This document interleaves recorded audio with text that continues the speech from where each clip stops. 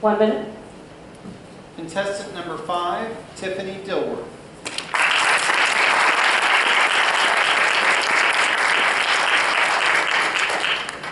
Tiffany Dilworth. My self-esteem is based on. My self-esteem is based on Tiffany Dilworth.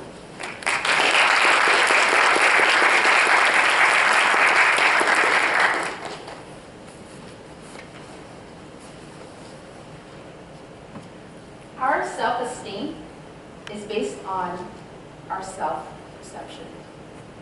Our self-esteem is based on our self-perception. If we have a positive and high self-perception, we have high self-esteem. If we have low self-perception, we have low self-esteem. Toastmaster, fellow Toastmasters, and guests.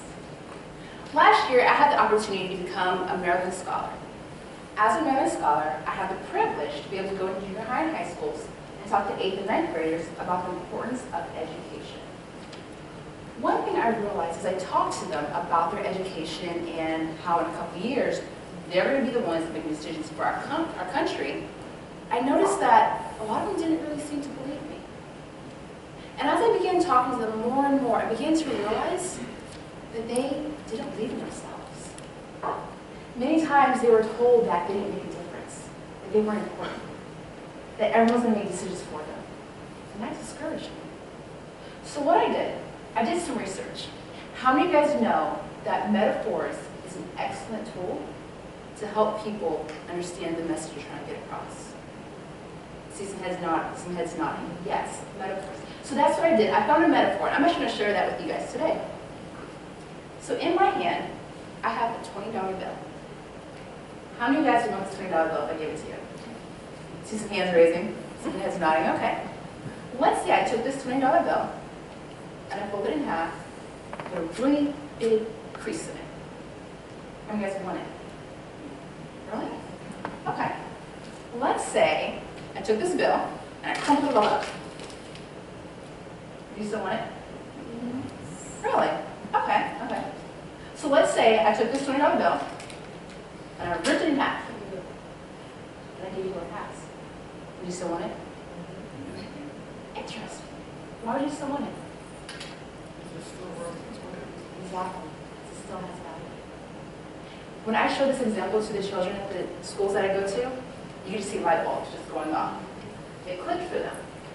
Because they realized that what they were focusing on were the negative things that people were saying to them. They're focused on their wrinkles, their rips, the disappointments that they experience, instead of focusing on the true value. As a mental health therapist, I have clients that come in week after week, day after day, that have low self-esteem. I'm going to share with you guys a story about a girl that I see. Due to confidentiality, we'll just call her name Sarah. Sarah's a teenager. She's a middle child. Her dad, unfortunately, disowns her. She has a mom, who she lives with, and a stepdad. As I talked with her and met with her for the first time, Mom just flooded with information. She's this, she's that, she has a bad attitude, she runs away, she's a bad kid, she disrupts at school, she gets in fights all the time. All these negative things about her. As I began to have one-on-one sessions with her, I began to realize, wow, her self-esteem is low because of all the negative things she's been told and because she believed those negative things. I showed her an exact same example, the $20 bill. You will not believe what happened. Her entire attitude completely changed. It took a couple of weeks for us to identify her value because she had been hearing all these negative things about her and she believed it. So it took us a while, but we finally able to find some value. And you know what she discovered? She's responsible. While Mom was at work, she was at home cooking dinner for her and her siblings. She was very dedicated. There were times where her sister had to walk to school alone. She got up early, extra early in the morning, to walk her sister to school so she made it there safely. She was kind-hearted, she was friendly, and when she was able to identify those positive things about her, guess what happened? Her self-esteem started to rise, along with her self-value. As time went on, I ended up having a family session. It was me, her, and her mom, and we all sat together. Now before I showed her this, I asked her two questions. I said, what do you want to do when you get older? I don't know. Okay. Well, what do you want your life to look like? I don't know. After I showed her this, I asked her the same question. What do you want your life to look like? And you know what she said? She said, I want a big house in Georgia. I want a pool in the backyard, and I want a basketball goal in the front yard. All because she recognized that she had value. So I challenge you guys today. Instead of focusing on all those negative things that people might have said, or focusing on those heartaches, those disappointments, focus on your value. Focus on the things that make you you. Do you guys realize we don't not have to believe all those negative things people say to us? We don't have to. We can choose for ourselves what we want to focus on. We can choose for ourselves our own value. We can choose if we want to have low self-esteem or high self-esteem.